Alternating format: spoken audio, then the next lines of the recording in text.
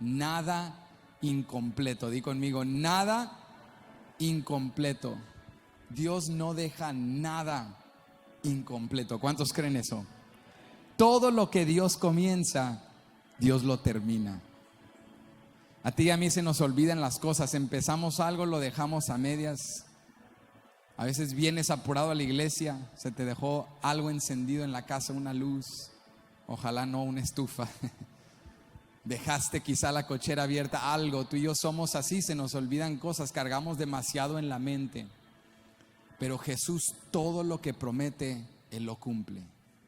Y yo quiero hablarle hoy a aquellos que sienten quizá en su vida que Dios ha dejado algo inconcluso. Dios ha dejado algo incompleto. Porque hemos aprendido en esta serie cómo empezar bien. Y quiero decirte que en este año habrá un momento de nuestra vida en el cual sentiremos que Dios nos ha dejado momentáneamente, o Dios no está contestando o no está obrando como quisiéramos. Pero en ese momento que sentimos que Dios ha dejado cosas incompletas, esta palabra nos va a bendecir para recordar, Él termina todo lo que empieza. ¿Cuántos están listos? Vamos a orar. Padre, te damos gracias. Gracias por tu presencia. Gracias por tu palabra. Nuestras circunstancias, nuestros problemas son reales. Y cuando fallamos y caemos como lo hizo Pedro, cuando nuestra fe decae, la culpabilidad y la vergüenza son reales. Pero tu palabra y tu promesa también es real. Y lo que tú has declarado sobre nuestras vidas lo veremos en tu nombre. Danos la fe hoy para recordar, tú eres el Dios que nunca deja nada incompleto. Si tú siembras, la cosecha llegará. Si tú declaras, la palabra se cumplirá. Si tú lo dices, será hecho. Entonces danos hoy la fe para creerlo, y la firmeza y la convicción para obedecerte, incluso cuando tus órdenes o instrucciones nos parezcan no tener sentido. Háblanos en este día. Pedimos esto en el nombre de Jesús. Todos decimos amén. Pueden ocupar su lugar. Nada incompleto. Cuando llegamos a Juan 21, nos encontramos con una historia que desde distintos lentes temáticos puede enseñarse o aplicarse de diferentes maneras. Sabemos que la Biblia o la palabra de Dios es verdad objetiva. En otras palabras, no es algo que se puede trastornar y que cada quien la manipula como quiere, sino que la palabra de Dios es verdad objetiva y tiene un significado, por lo tanto, objetivo. Sin embargo, cuando llegamos a relatos como el de Juan 21, hay pasajes bíblicos que están tan ricos en tema, tan profundos en aplicación, que no es que no tenga una aplicación única, sino que es algo tan rico que se aplica de distintas maneras. Y Juan 21 es uno de esos pasajes. Este capítulo, por ejemplo, nos enseña de la soberanía de Jesucristo, porque vemos cómo Jesús tiene dominio y soberanía o poder sobre la naturaleza, incluso los peces, que después de que estos 7 discípulos pescan toda una noche, después de horas de labor, sus redes siguen vacías. Sin embargo, Jesús, al dar una palabra, echa en la red a la derecha de la barca, de repente está repleta de peces, 153, y nos añade el detalle lujoso Juan de decir que eran peces grandes. O sea, no era cualquier pesca, esta era una pesca milagrosa. Definitivamente Juan 21 es un pasaje que destaca el tema de la soberanía de Jesús, pero también hacia el final del capítulo, versos que no leímos pero en un momento veremos, también nos damos cuenta que Juan 21 es un pasaje de restauración, porque Jesucristo viene a un discípulo, Pedro, que estaba en una decepción, una tristeza, un desánimo, porque había traicionado a Jesús, había negado a Jesús 3 veces, pero Jesús le da 3 veces la oportunidad de declarar su amor por él y lo restaura. Este también es un pasaje de la incapacidad humana, porque nos recuerda que por todo lo que nos esforcemos en nuestra capacidad humana, tú y yo nunca podremos llenar redes que solo Jesús puede llenar. Y es también una lección para la iglesia de Cristo Jesús, que si nos esforzamos por alcanzar a los perdidos y ser pescadores de hombres y lanzar una red figurativa para alcanzar a la gente con el evangelio, pero tratamos de hacerlo en nuestras fuerzas y no en las fuerzas de Jesús, nuestras redes serán vacías. Es también un tema de la incapacidad humana. Sin embargo, de todos estos temas que pudiésemos abordar en Juan 21, la soberanía de Jesús, la restauración de un discípulo o también la incapacidad humana, creo que hay un tema que destaca para nosotros en esta mañana, y es el tema de que Dios no deja nada incompleto. De que Juan 21 es un recordatorio de que todo lo que Dios promete, Él lo hace. De que Dios no olvida sus promesas. Y Juan 21 es un pasaje indispensable, extremadamente importante para nosotros, porque si leemos el Evangelio de Juan, al llegar al capítulo 20, un capítulo anterior, pudiésemos creer que el capítulo 21 es innecesario. Tienes que entender que Juan 20 es el capítulo de la resurrección de Jesucristo. Jesucristo resucita y al inicio del capítulo 20, María Magdalena y la otra María van a la tumba, la ven vacía y interactúan con un ángel, y el ángel les dice: Él no está aquí, Él resucitó. Luego Jesucristo se les aparece y les da una instrucción, y la instrucción tanto del ángel como de Jesús indica a las mujeres que deben ir a los discípulos y decirles: Cristo está vivo, y Él les dice que le esperen en Galilea. Él no está muerto, Él resucitó. La tumba está vacía. Cuando Juan y Pedro corren, Juan inmediatamente cree cuando ve la tumba vacía, pero Pedro no está del todo convencido. Entonces en Juan 20 vemos dos ocasiones en las cuales Jesús se le manifiesta ya en estado resucitado a sus discípulos.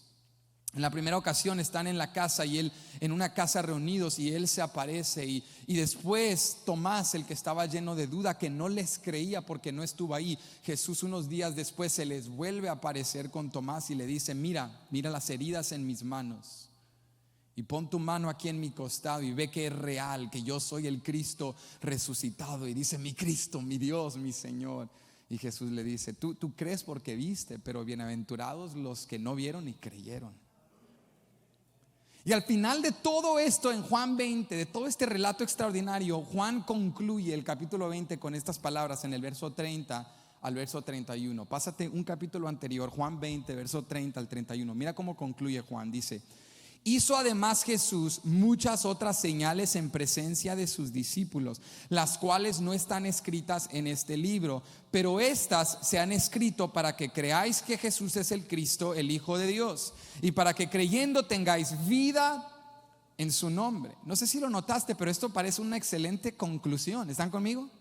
Jesús resucitó, Jesús se le aparece a sus discípulos, Jesús comprueba que es quien dice que es, que hizo lo que prometió hacer.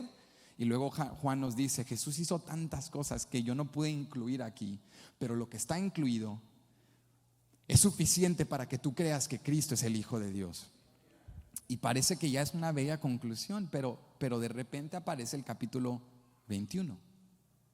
Y Juan nos dice que Jesús se le aparece a un grupo de los discípulos una tercera vez.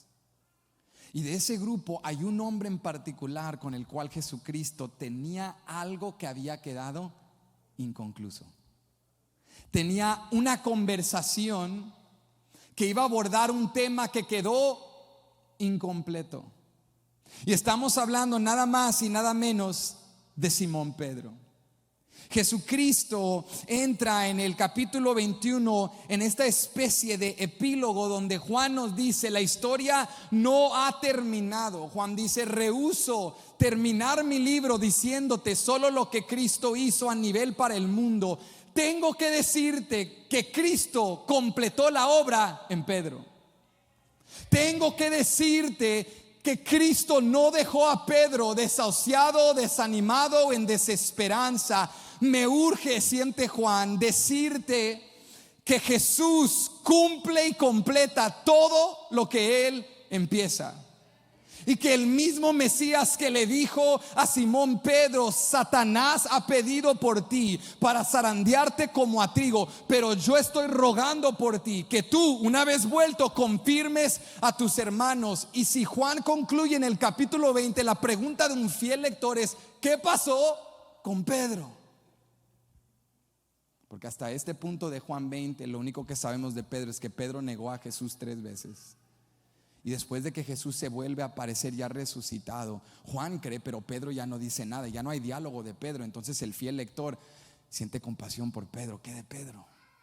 Jesús comenzó una obra en él, declaró cosas bellas. Cuando Pedro declaró aquellas palabras: tú eres el Cristo, el Hijo del Dios viviente. Mateo nos dice que Jesús le dice: bienaventurado eres, Simón, porque eso no te lo reveló carne ni sangre, sino mi Padre que está en los cielos. Y declara que sobre esta roca edificaré mi iglesia. Voy a utilizarte a ti, a los discípulos, a la iglesia primitiva, para empezar un movimiento que va a impactar todo el mundo. Pedro, tú eres parte de mi plan redentor. Sin embargo, si no existe un Juan 21, la historia de Pedro quedaría inconclusa. Pero el capítulo 21 nos recuerda que Dios es el Dios que termina todo lo que empieza.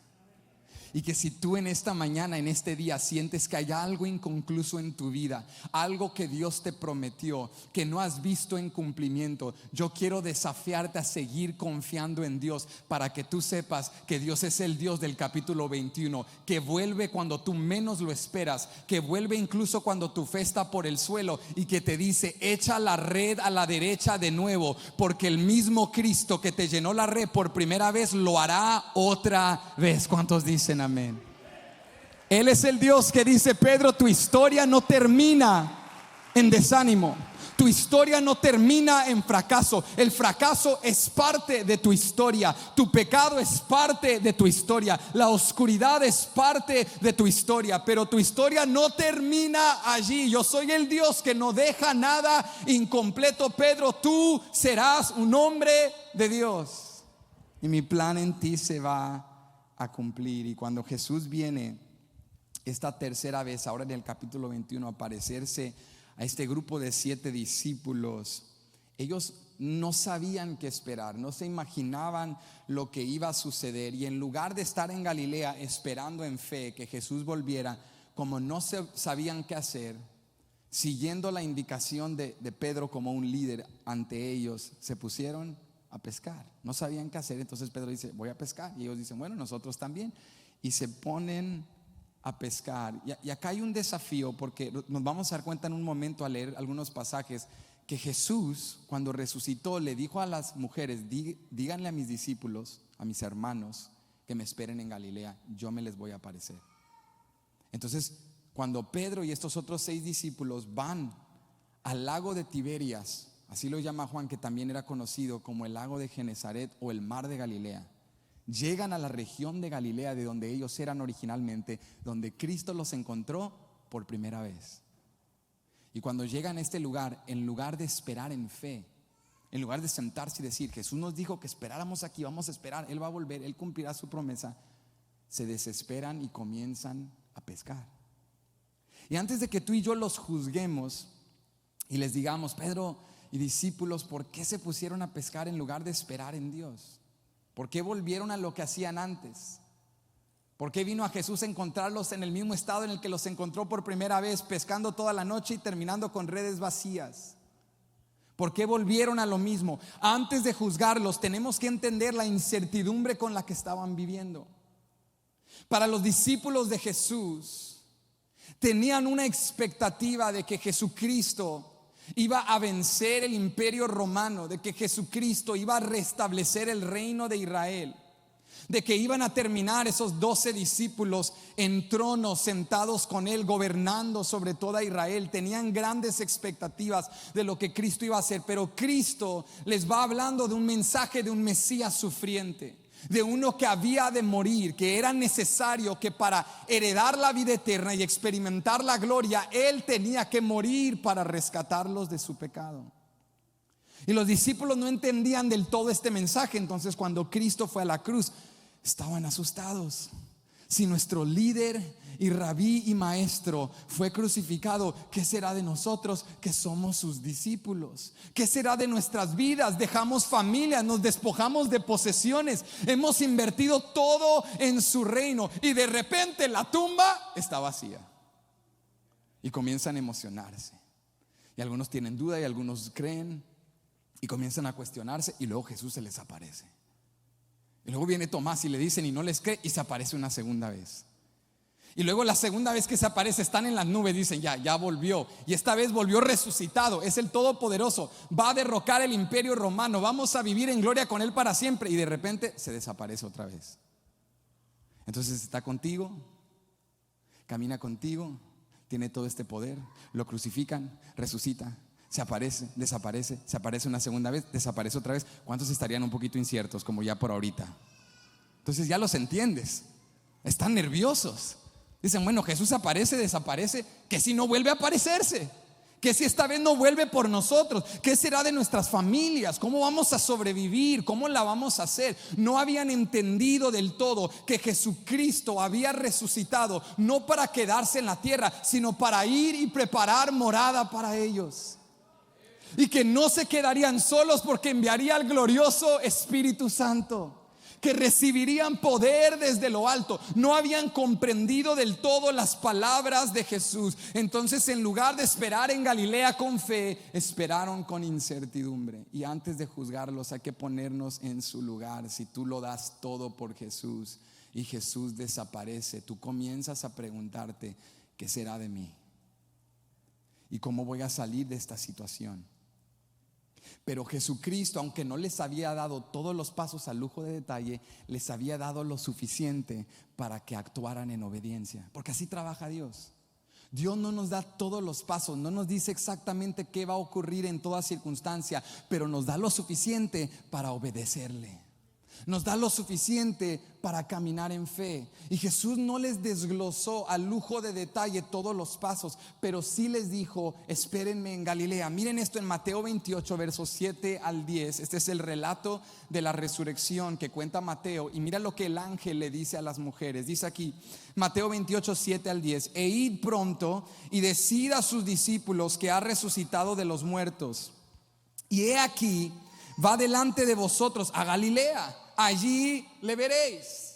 Entonces el ángel le dice a las mujeres, díganle a los discípulos que Cristo ha resucitado, que va delante de vosotros, que se encontrará con ellos en Galilea, allí lo van a ver. He aquí os lo he dicho. Entonces ellas, saliendo del sepulcro con temor y gran gozo, fueron corriendo a dar las nuevas a sus discípulos. Y mientras iban a dar las nuevas a los discípulos, he aquí Jesús les salió al encuentro diciendo, ¡salve! Y ellas, acercándose, abrazaron sus pies y le adoraron. Entonces Jesús les dijo, no temáis, id, dad las nuevas a mis hermanos para que vayan a Galilea y allí me verán. 2 veces Dios se los dijo por medio del ángel, y luego Jesús directamente le dijo a las mujeres, díganle a mis discípulos que me esperen en Galilea, yo allí los veré. No les dio todo, pero les dio lo suficiente para accionar en obediencia. Y cuando Pedro y esos otros 6 discípulos van a Galilea, esperan allí en el mar de Galilea, obedecen en cuanto a en dónde deben estar, pero no obedecen del todo en cuanto a qué deben hacer. Y están allí en Galilea, y como no saben qué hacer, comienzan a pescar. Jesús nunca les dijo, vayan a Galilea y pónganse a pescar. Y aquí creo que alguien puede oponerse y puede decir, leía muchos eruditos, hay tanta controversia del por qué Pedro dice, voy a ir a pescar. Esa oración chiquitita es muy controversial porque nadie sabe por qué se fue a pescar. Entonces nos deja en un dilema de tratar de entender la psicología de este hombre en base al contexto de los evangelios. ¿Por qué se puso a pescar? Algunos eruditos dicen, Pedro se puso a pescar, no hay que juzgarlo porque tenía hambre. Si tú estás sentado en Galilea esperando a Jesús y no viene nada, ¿qué vas a hacer? ¿A morderte las uñas? Pues si tú sabes pescar, ponte a pescar. Y un pescadito frito, a mojo de ajo, algo así, o en torta, o asadito, o en tacos con salsita, te saca de un disgusto de estar ahí con hambre, ¿no? Algunos eruditos dicen, Pedro tenía hambre y por eso se fue a pescar. Otros dicen, quizá Pedro y los discípulos empezaron a preocupar cómo vamos a sustentar nuestras familias y nuestros hogares. Hay que quizá pescar esta noche, vamos, vendemos temprano al mercado y la libramos esta semana, vámonos a pescar. Pero yo creo que un fiel lector del contexto entendería que hay algo más profundo que está ocurriendo acá. Porque Pedro era pescador de oficio. Y cuando Cristo lo encontró por primera vez con Andrés y también con Jacobo y Juan, estaban pescando. Cristo les pidió su barca, le dijo a Pedro, dame tu barca. Y no se la pidió, fue como una orden, como me voy a subir a tu barca. Y se subió y comenzó a predicar, y después de predicar se bajó de la barca. Y cuando se fue, la gente le dijo a Pedro, después de haber pescado toda una noche y no haber pescado nada, boga mar adentro, métete otra vez, vámonos a pescar. Y Pedro lo hizo porque sabía que Jesús era un hacedor de maravillas. Y cuando se van a pescar, Jesús le dice, echa tu red de nuevo. Y Pedro le dice, maestro, hemos pescado toda la noche y no hemos agarrado nada, vuelve a echar la red. Y Jesús le dice, bueno, en tu palabra. Pedro le dice a Jesús, bueno, en tu palabra, y echa la red. Y esta vez eran tantos peces que tuvieron que llamar amigos, y las redes se rompían de la cantidad de peces que habían pescado. Jesús lo encontró así por primera vez. Y acá está la clave que te quiero destacar. Jesucristo le dijo a Pedro, yo te haré pescador de hombres. Entonces, si entendemos este contexto, la decisión de Pedro de volver a pescar es más profunda. Pedro no volvió a pescar solamente porque tenía hambre o necesidad económica, puede que sí, pero también por otra razón. Pedro volvió a pescar porque cuando estás en un momento de algo incompleto en tu vida y te desesperas y no aprendes a confiar en Dios, ¿sabes qué haces? Vuelves a lo que hacías antes. Voy a volver a esa manera de vivir desesperado o estresado, o hacer lo que tenga que hacer para salir de esta circunstancia, porque Dios no está obrando. En otras palabras, voy a tomar manos o cartas en el asunto. Voy a hacer algo por mi propio esfuerzo, porque le fallé a Jesús, porque le fallé a Dios, porque estoy lleno de culpabilidad y de vergüenza. Y como Pedro no sabía qué hacer, vuelve conmigo a Juan 21 verso 3. Simón Pedro les dijo, voy a pescar. Ellos le dijeron, vamos nosotros también contigo. Ninguno se detuvo y dijo, hey, Jesús se nos acaba de aparecer 2 veces en cuestión de días. ¿Cómo que volver a pescar? No se te olvide que Cristo multiplicó panes y peces, que vimos milagros y señales, que experimentamos la misma gloria del Hijo de Dios. ¿Cómo vamos a volver a hacer aquello en lo cual Él nos encontró por primera vez? No, Pedro, no vamos a ir a pescar, vamos a esperar en Dios. Pero no, Pedro está desesperado y dice, vámonos a pescar.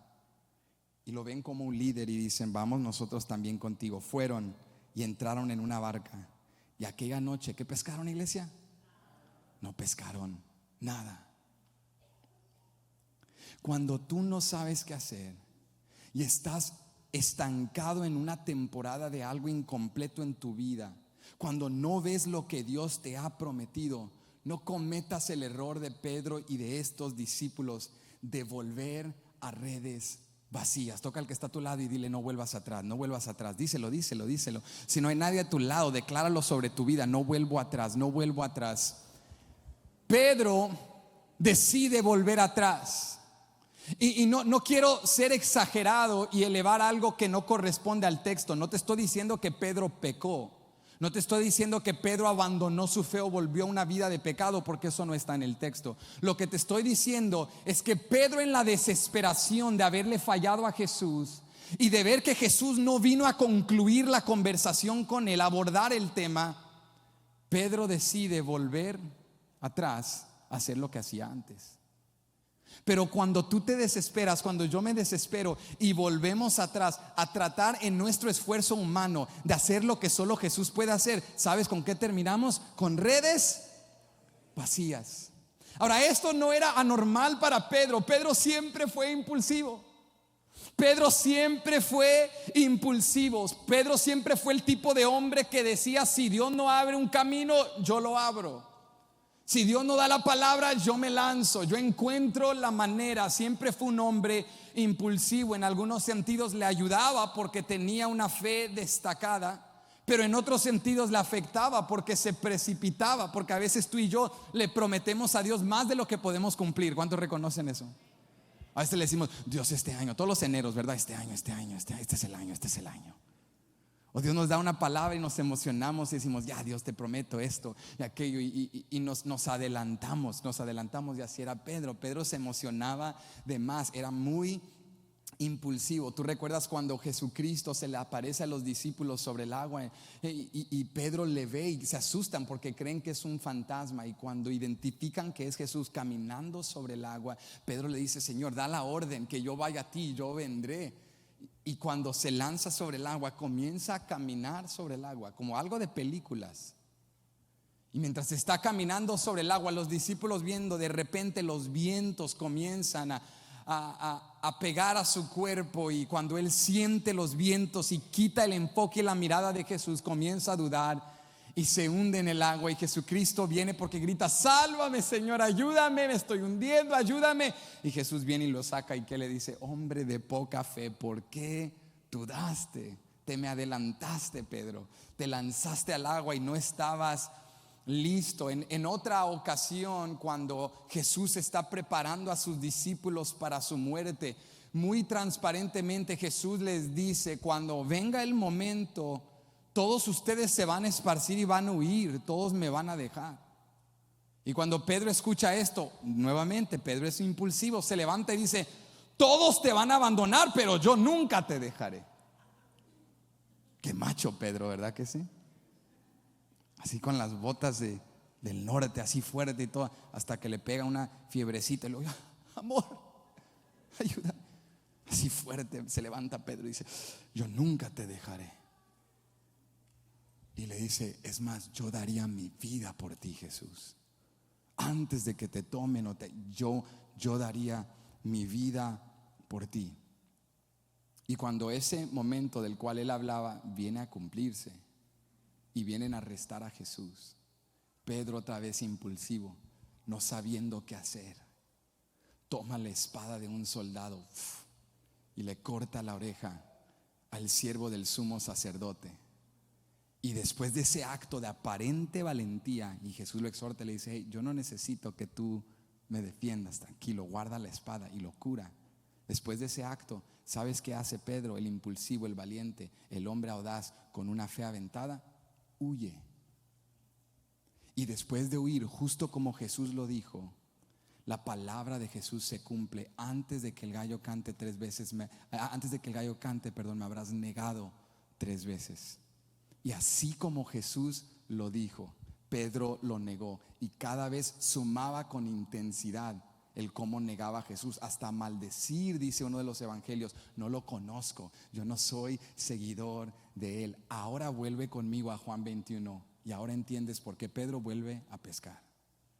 Pedro dice: le he fallado a Jesús, prometí tantas cosas que no cumplí, dije tantas cosas que no hice. Entonces, ¿qué hago cuando siento que mi vida está incompleta, que lo que Dios prometió no vino por sus procesos o por mis propios errores? Voy a volver a pescar. Pero iglesia, yo te quiero desafiar el día de hoy: volver a un esfuerzo humano inútil siempre te deja con redes vacías. Tú y yo nunca podemos replicar lo que solo el Hijo de Dios puede hacer. La respuesta no es volver al ayer. El ayer ya no tiene nada para mí. La respuesta no es volver al pasado. El pasado está saturado de redes vacías. La respuesta siempre es esperar en un Dios que no deja nada incompleto. La respuesta siempre es decir ante la desesperación de otros: hey, vámonos a pescar, vámonos a intentar de nuevo, vámonos a tocar puertas de hombres, vámonos a afanarnos en esfuerzo humana. Tiene que haber alguien que se levante y diga: no olvido los panes y los peces que Él multiplicó, no olvido a los muertos que Él resucitó, y a los ciegos a quienes les dio vista, y a los endemoniados que trajo a libertad, y no olvidaré su palabra y promesa sobre mí. Yo me quedo en Galilea esperando cuidando, y Él pondrá pan en la mesa, y Él cuidará de mí, y Él cuidará de los míos, porque creo en un Dios que todo lo que empieza lo termina y lo completa para la gloria de su nombre. Pero la realidad de Pedro y la realidad nuestra es que la tendencia cristiana, la tendencia de creyentes débiles, si somos lo suficientemente sinceros el día de hoy para reconocerlo, nuestra tendencia o propensión es volver a pescar, es recurrir a redes vacías, es volver a un esfuerzo incompleto. Pero iglesia, nuevamente tratar de completar lo que solo Jesús puede hacer siempre nos deja vacíos. Y sabes qué es lo más triste, que no solo te deja vacío, te deja con una mayor insatisfacción. ¿Sabes por qué? Porque ya viste la bondad de Dios. Es una cosa cuando Pedro en Lucas 5, la primera vez que Jesús lo encuentra, tenía redes vacías. Eso es una cosa. Pero luego, después de ver redes tan llenas que se rompían, duele más volver a redes vacías, porque ya viste redes llenas. O sea que la insatisfacción de volver al ayer es que no puedes desdibujar de tu mente lo que Dios ya te enseñó.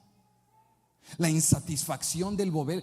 Por eso tú no te tienes que afanar. Tú no te tienes que afanar si hay un hijo pródigo que se ha apartado de las cosas de Dios. Vendrá un momento en la vida de ese hijo donde algo lo va a traer hasta el piso, hasta el suelo, y va a reconocer: hay más en la casa de mi padre. Porque cuando has visto la abundancia en la casa del Padre, ya nunca puedes desdibujar de tu mente una mesa llena. Y donde quiera que tú vayas, siempre compararás los escombros del mundo o las migajas del mundo con la mesa llena de la casa del Padre. La insatisfacción de volver al ayer es tener que siempre comparar. He visto demasiado en Dios como para estar feliz haciendo lo que hacía antes. He visto demasiado en Cristo como para hallar satisfacción en las cosas de la tierra. Pero también estoy en una encrucijada, porque aunque he visto demasiado, de tal manera que el pasado ya no me satisface, también he fallado tanto que no tengo la libertad en fe de avanzar hacia mañana. Entonces estoy estancado en Galilea haciendo lo que hacía antes, porque no tengo la fe para creer que Él completará su obra en mí. Pedro estaba en este dilema, estaba estancado. Pero iglesia, cuando tú y yo estamos estancados en algo incompleto, y cuando incluso le somos infieles a Dios, Él permanece fiel. Cuando tú y yo nos olvidamos de la palabra y vamos a Galilea con afán, en lugar de esperar en Galilea con fe, Él permanece fiel.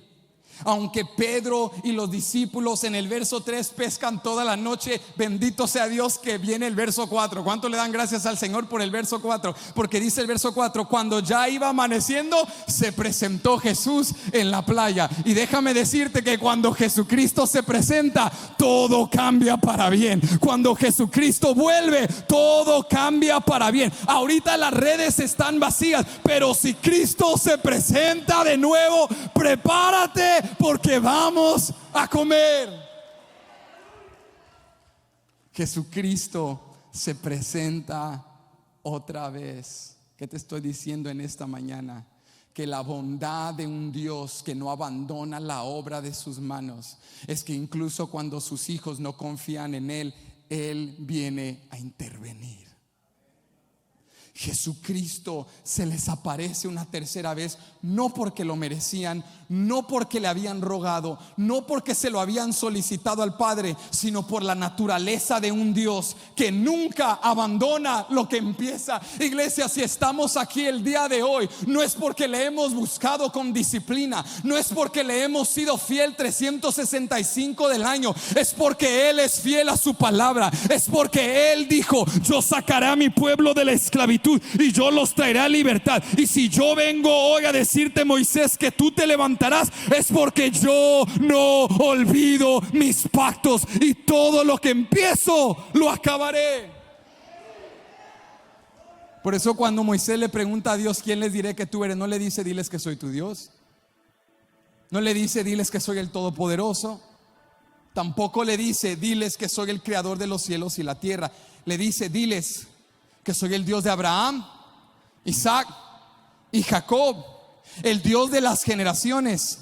Porque cuando ellos escucharon, me envía el Dios de Abraham, Isaac y Jacob, entendieron el mensaje de Dios. Yo soy el Dios que no olvida mis pactos.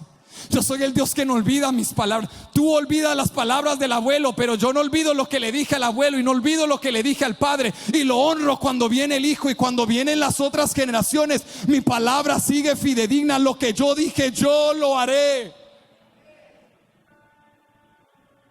Jesús aparece una tercera vez, no porque Pedro lo haya pedido, no porque Pedro fuese digno, sino porque Cristo había venido a terminar lo que había empezado. Y Jesús aparece y hace una pregunta. Mira esto, verso 4 y 5. Cuando ya iba amaneciendo, se presentó Jesús en la playa, mas los discípulos no sabían que era Jesús, ni cuenta se dieron. No sabemos si porque Cristo estaba en ese estado resucitado no lo podían reconocer, y solo lo iban a reconocer cuando Él lo permitiera. No lo reconocieron. Y acá está lo que te quiero destacar, verso 5. Y les dijo, hijitos. ¿Cómo los llamó? No les dijo discípulos, no les dijo como en el capítulo 20 hermanos, les dijo hijitos. La palabra griega es paideia, y esa palabra significa niños chiquitos, pequeños. ¿Cómo los llamó? Ahora tú imagínate, 7 hombres adultos trabajando toda una noche, esforzándose, despojados de sus vestimentas, porque están ceñidos de lomos en la labor de todo el día, en una barca, con el viene y va del mar de Galilea, y el luchar con la tempestad y todo ese rollo. Y después de todo ese trabajo, sudados, exhaustos, cansados, es la mañana y se aparece este hombre y les dice, hijitos, niños chiquitos. Niños chiquitos, no era para felicitarlos, era para demostrarles el estado de su fe. Hijitos, niños chiquitos, ¿tenéis algo de comer? ¿Qué le respondieron? O sea, vienen pescando toda la noche, las redes están vacías, y todavía se atreve Jesús a preguntarles lo que ya sabe. Oigan, ¿tienen algo que comer? ¿Pescaron algo? Y ellos, no, como queriéndoles ponérselo en cara. Como hace unos días que estaba armando un gabinete en mi casa, de esas tiendas que tienen 300 piezas y 1000 instrucciones. Y yo le dije a mi esposa, eso lo armo como en unas 3 horas, no te preocupes. Y 2 horas y media después entra al cuarto y ve que voy como en 10% terminado, y se para sobre mí y me dice, ¿y qué has hecho? Y yo la miro como, ¿qué clase de pregunta es esa? Obviamente es más difícil de lo que yo pensaba, pero su pregunta era para encararme con la realidad de mi limitación e incapacidad humana, de que digo que puedo hacer algo que no puedo hacer. Y lo mismo estaba haciendo Jesús. Mi esposa no me lo dijo para insultarme, me lo dijo para decirme, ves, te dije, era más de lo que tú pensabas. Te adelantaste, dijiste algo que no podías cumplir. Tu esfuerzo humano es más limitado de lo que tú piensas. Un hombre como tú no necesita 3 horas, necesita 6. Y Jesús viene a confrontar a sus discípulos diciéndoles lo mismo. No es que los quiera insultar, es que quiero confrontarlos con la realidad de su incapacidad humana. Miren sus redes, cómo están vacías. Hijos, hijitos, ¿qué están haciendo? Yo les dije que me esperaran en Galilea, porque yo soy el que llena redes. Cuando tú y yo volvemos a lo que hacíamos antes, tratamos en esfuerzo humano de lograr lo que solo el Hijo de Dios puede lograr. Tú puedes luchar, tú puedes hablar, tú puedes decretar, tú puedes declarar, pero si Él no da una palabra, nada cambia. Si Él no aparece en el entorno, nada cambia. Si no hay un corazón contrito y humillado que reconoce, he trabajado toda la noche y mis redes siguen vacías, entonces Él no puede llenar lo que tú crees que está lleno, pero realmente está vacío. Él necesita a alguien que lo diga. ¿Qué pescaste? Nada. ¿Tienes que comer? No tengo nada. ¿Qué has logrado en tu esfuerzo? No he logrado nada. Bien, aquí está el que lo puede hacer todo. Cristo los confrontó con la realidad de su incapacidad humana. Y después de confrontarlos con la realidad de su incapacidad humana, les dio una palabra. Verso 6, Él les dijo: echad la red a la derecha de la barca y hallaréis. Entonces la echaron y no la podían sacar por la gran cantidad de peces. Cuando Cristo aparece, nos da una palabra. Cuando Dios interviene, te dará una palabra. Y tu única responsabilidad y mi única responsabilidad no es llenar las redes y no es hacer lo que solo Dios puede hacer. Mi labor es obedecer la palabra de aquel que hace lo que solo Él puede hacer. A mí me corresponde echar la red en su palabra. Y yo creo que cuando echaron aquella red y vieron los peces, comenzaron a conectar y a recordar ese relato de Lucas 5, esa primera vez que Cristo los encontró y se dieron cuenta: este es el que lo hizo aquel día y está aquí para hacerlo otra vez. Está aquí para hacerlo otra vez. Iglesia, ¿comprendieron? Ha venido a completar lo que empezó, ha venido a terminar lo que inició, ha venido a recordar que es fiel a su palabra, ha venido a recrear el mismo milagro para decirnos de manera en vivencia y experiencia: yo soy el Dios que no deja nada incompleto.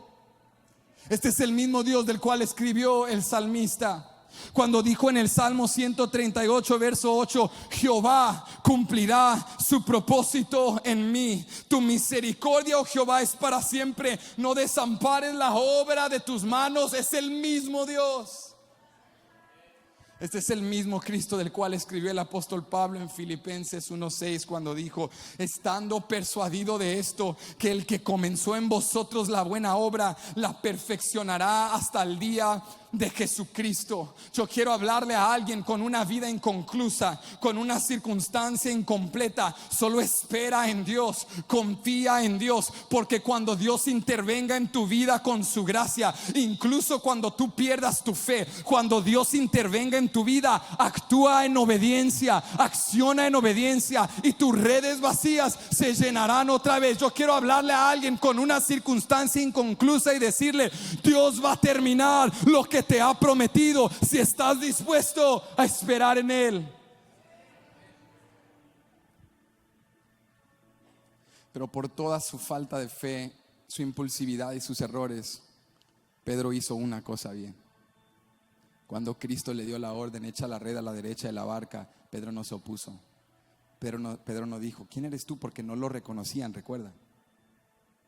Por alguna razón, las circunstancias del momento tenían a Pedro en un estado de desesperación, que al escuchar aquella palabra creyó y obedeció. Creyó y obedeció. ¿Qué haces cuando algo está incompleto?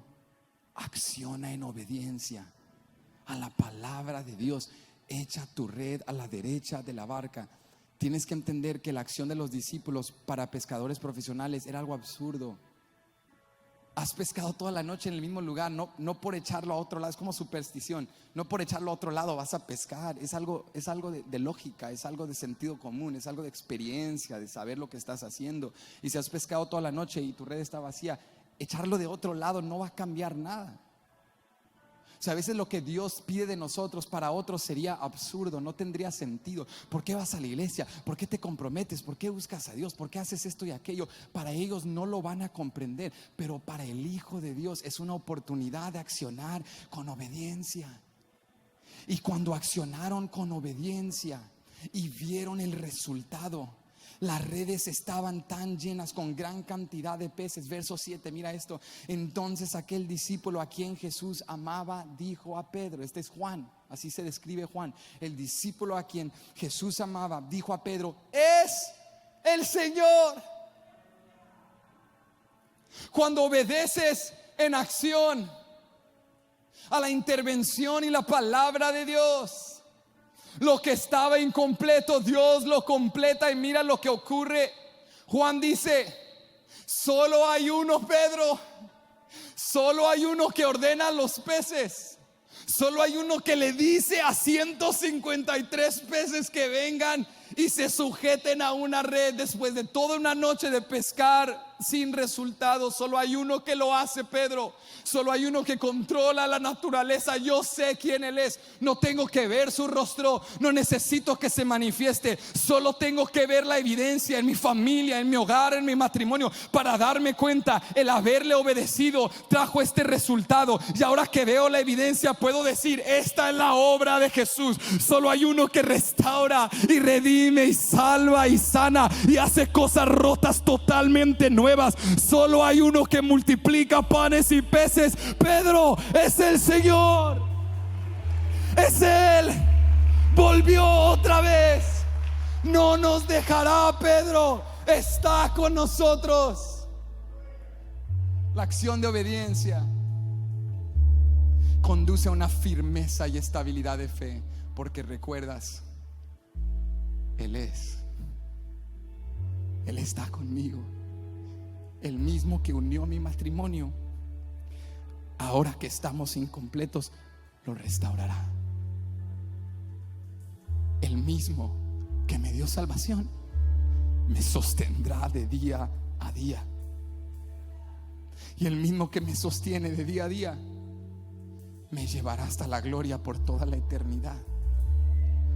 El mismo que sanó mis heridas ayer puede sanar mis heridas hoy.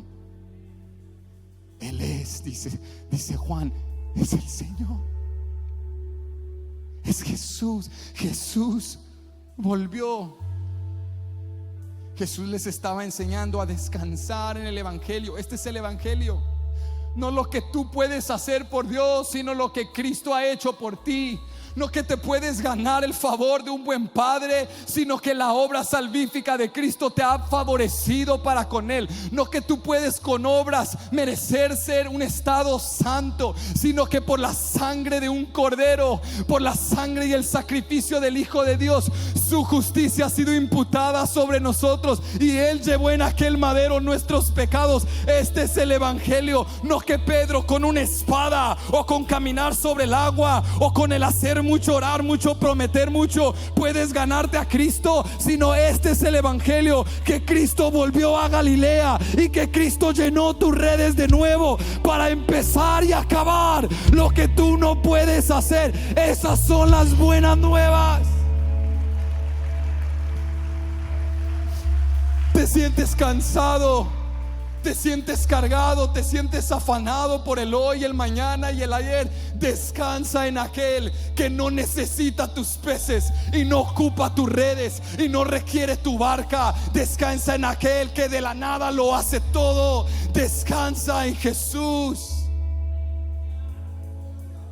Dice la Biblia que cuando Pedro vio los peces y escuchó las palabras de Juan, tomó sus vestiduras, se vistió y se echó al mar.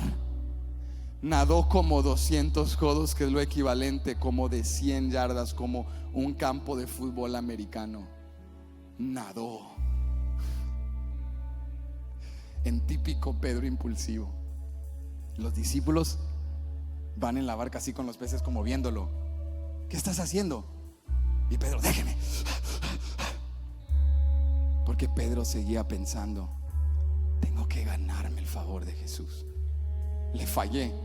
No puedo sentarme en la barca esperando hasta llegar. Tengo que nadar, tengo que hacer algo para ganarme el favor de Jesús. Y sabes, cuando Pedro llegó a la playa, Jesús estaba ahí con brasas de fuego, un pez por encima y pan. Y mi pregunta es: ¿de dónde sacó el pez? ¿Y de dónde sacó el pan? Jesús no necesita tus peces y mis peces. Jesús no necesita tu esfuerzo y el mío. Y no me malentiendas, porque alguien escuchará esto y dirá: pastor, me estás diciendo que no hay que esforzarnos en Dios. No te estoy diciendo: no te esfuerces en Dios para ganarte su favor. Esfuérzate en Dios porque te ha favorecido en Cristo. Pedro se podía haber ido en el barco tranquilo, en la barca tranquilo, sentarse y caer a los pies de Jesús, porque eso es lo que necesitaba. No nadar más lejos, no hacer más, no producir más. Cuando llegó a la playa, las brasas ya estaban listas, el pez estaba ya preparado, ya asado para comer, los panes calientitos. Y el Hijo de Dios le dijo: a ver, ¿dónde están los peces? Trae lo que pescaste. Y Pedro se fue corriendo a la barca cuando los otros llegaron y cargó la red de 153 peces grandes y la trajo pesada, pesada la trajo. Y cuando llegó él la puso, los demás sentados, y Pedro, gracias Jesús.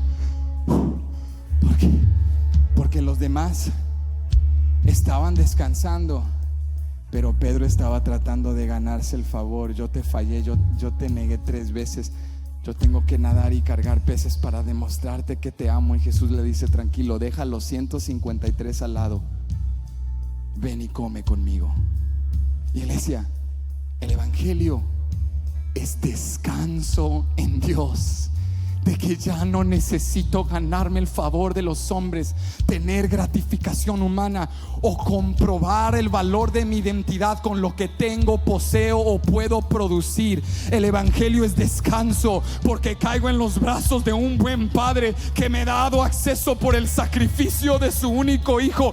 Ese es el evangelio: que tengo asiento a la mesa, que soy coheredero con Cristo, que tengo patria celestial, porque Cristo preparó las brasas y Cristo sirvió la mesa y Cristo trajo panes y peces. Él completó lo que estaba incompleto. Ese es el descanso, es Jesús.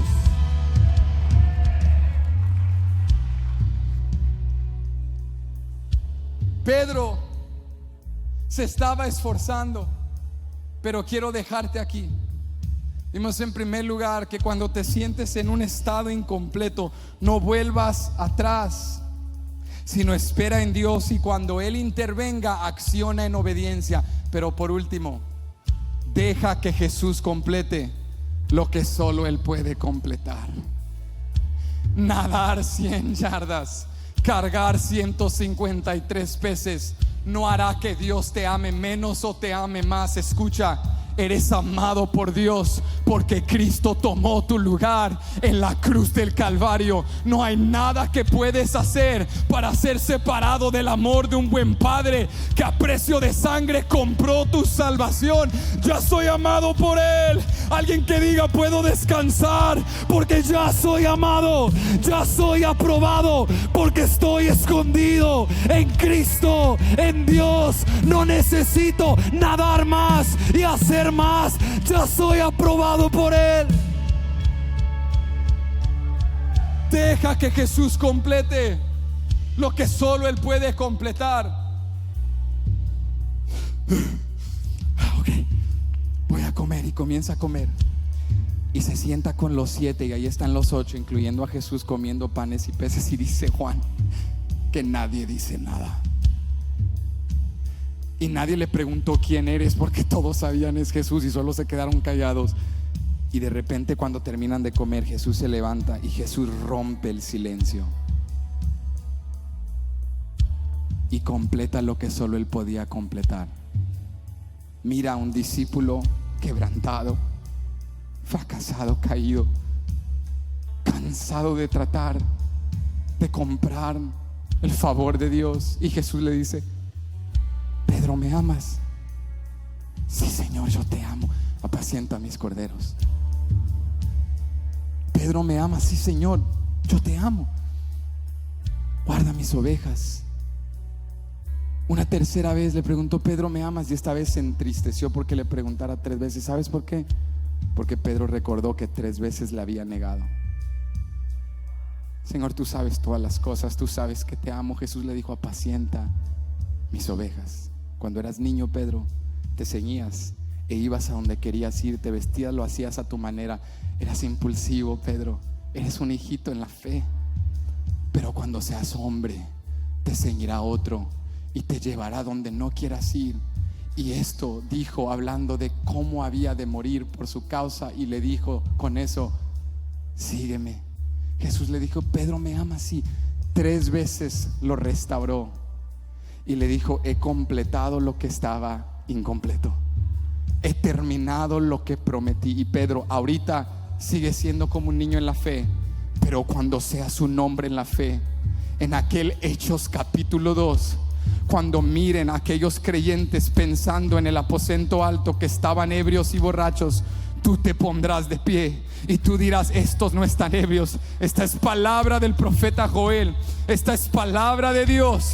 Y el impulsivo y el débil y el caído se convirtió en un gran apóstol y discípulo y seguidor de Jesucristo, un gran instrumento para la iglesia primitiva, un hombre que luego nos escribiría en sus cartas: resiste a Satanás, al diablo, y él huirá de ti. Un hombre que cayó y fue zarandeado como a trigo nos diría: es posible fracasar pero ser levantado de nuevo, es posible caer pero probar otra vez su bondad, no porque yo sea bueno, dice Pedro, sino porque esperé en aquel que no deja nada incompleto y termina todo lo que empieza. Alguien que se ponga de pie y lo crea: Jehová cumplirá su propósito en mí. Vamos, iglesia, Dios está aquí, el altar está abierto, ven a su presencia. Ayúdanos, Dios, a esperar en ti. No queremos volver al ayer, a pescar con redes vacías.